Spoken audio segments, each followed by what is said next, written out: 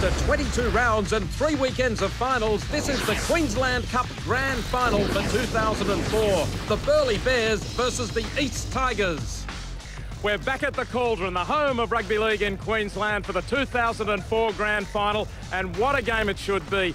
These two teams, Burleigh and East, are the two best in the competition. Only 2 weeks ago they met in the major semi-final and there was only 1 point in it. 17-16 to Burleigh with a field goal.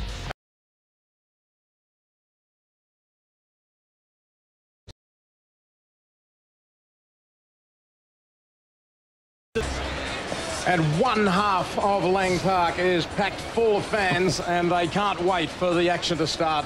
Tremendous atmosphere in here today, and well, there's no better stadium surely to watch rugby league than this stadium in the world, and the bottom deck there is absolutely packed. And Burleigh versus East, you just can't wait for the action to begin, David Canyon. Here come the East Tigers, led out by Darren Smith. Scott Sipple there as well, of course a veteran from the 97 runner-up performance by East in 97 there, Scott Sipple. But Darren Smith leading the way in more ways than one today, you would expect. It'll be a big game from him. Look at the confidence and the excitement on his face. He just, you see the look on his face is one of like, glad I'm here and want to be part of this grand final and I want to lead the way. Here come the Burleigh Bears. They were defeated in last year's grand final. Some say you've got to lose one to win one. They are back again this afternoon on Suncorp. They've got a great following here. So away we go.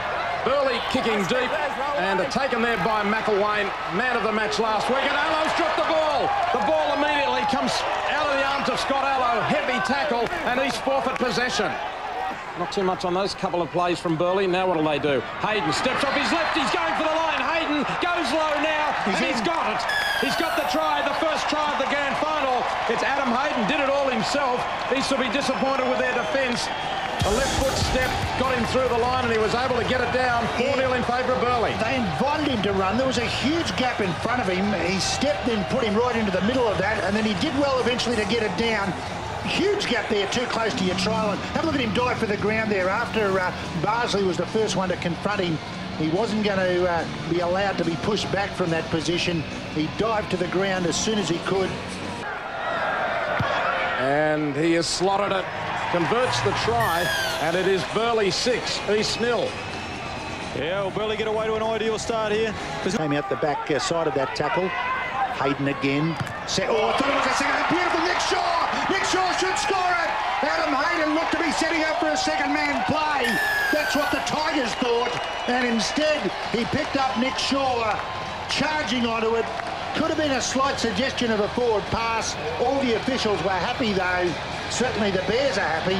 They've got off to the start they wanted. 10-0. They've shell-shocked the Tigers. Well, that's what we'll be looking at, whether or not it was a forward pass. Remembering that when you do fade across field, it can look a little bit worse than it is, but does it go forward from the hands?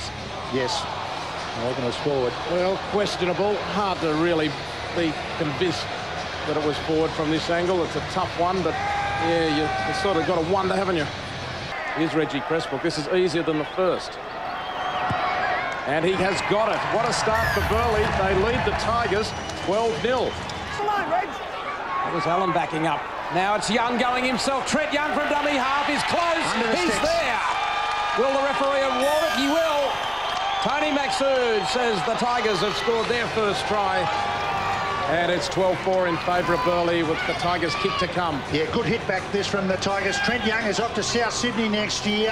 Had a runner coming and just decided it was he who was the best one to... Have a look at this. Just aisles across, then goes low, hard. One defender only to contest with, and the line was beckoning. Oh, he did well to get it down too. For a moment, he looked like he was going to be suspended. Rock solid there. They weren't good enough to stop that. Michael Pearce converts. That's a better balanced scoreboard, 12-6. Full tackle. McConnell, long pass to Hayden, that will create something on the outside.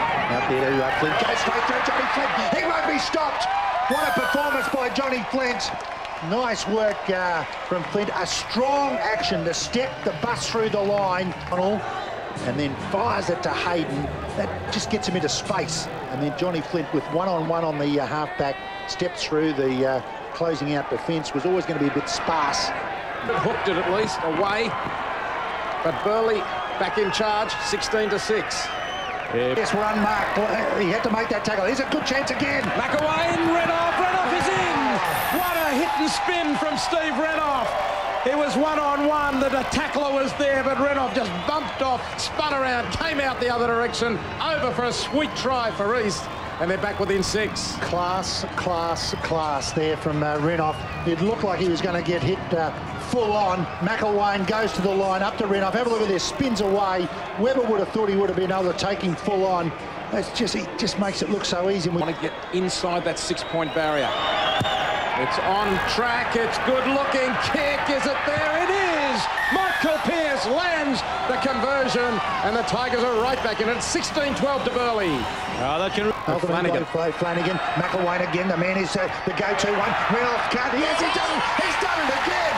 He slipped Jason Webber and somehow or other he's going to go to the video and could have a huge impact on the state of the game. Knock on. Taken there by Lockie. He's knocked that out, surely. That's got to be a penalty. That touch, Judge, yeah. Yet to win any of those. Knocks it through the middle. 6-point lead to the Bears. There's Chris Flint at the back now. He's the guy who kicked the winning field goal to make it 17-16 2 weeks ago. He's standing like a beacon. Flint drills it. No, it's got off the side of the boot, or has it? The Tigers do get another chance. Well, they've got a minute. They put all their eggs in one basket, and that's why Burleigh second to none the way they close out any play going down a short kick. Beattie chasing through. Beattie's got it. Beattie comes out. Beattie going for the line. He'll race away. He's got to get close to the post. Steve Beattie scores for the Tigers. The Tigers have a conversion with seconds remaining to level the scores and force it to extra time. I've either miscounted or the Cats have 10 lives because they've done it, the Tigers. Chris Beattie, or Steve Beattie I should say, but can they convert? Beautiful kick that from Campbell. Beattie flashes through. Self-sacrifice at an absolute minimum. He cut away. I don't know why he didn't come back earlier than that, but instead it was Purton closing him out. Wayne Campbell, difficult one. He's got it! He's going to the sudden death extra time. Incredible kick. Unbelievable.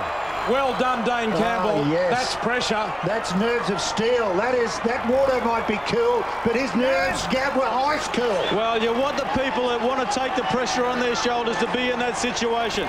I'm not sure what the situation was, as you said, but if Campbell's walked up and said, I want the kick at goal, that's what you want. Now, the rules here, sudden death extra time, they'll toss to decide which way they will run. Then we just play. There's no swapping over after 5 minutes. They just keep going. The first scorer wins. All interchanges are back to 2 now. Smith's in trouble. Well, the two champions of the game, the two warriors, one Steve Renoff, the other Darren Smith. Well, he probably should not have been back out there. Oh, that was elbow from Ali Brown. He could be in trouble there, Ali Brown. Oh. And Burleigh will ignore offside at the moment.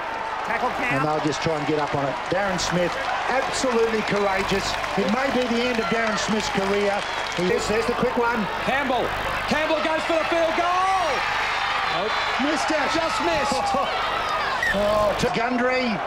Gundry will have a go They're himself. almost too close now. They're inside the 10, so the defender should be able to get up close. Hayden. Oh, beautiful pass. Flanagan.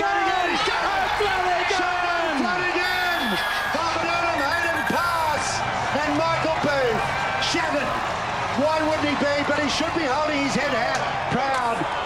What a game of football. What a performance by both Burleigh, the winners, and the Tigers. The Tigers have collapsed at their end of the park.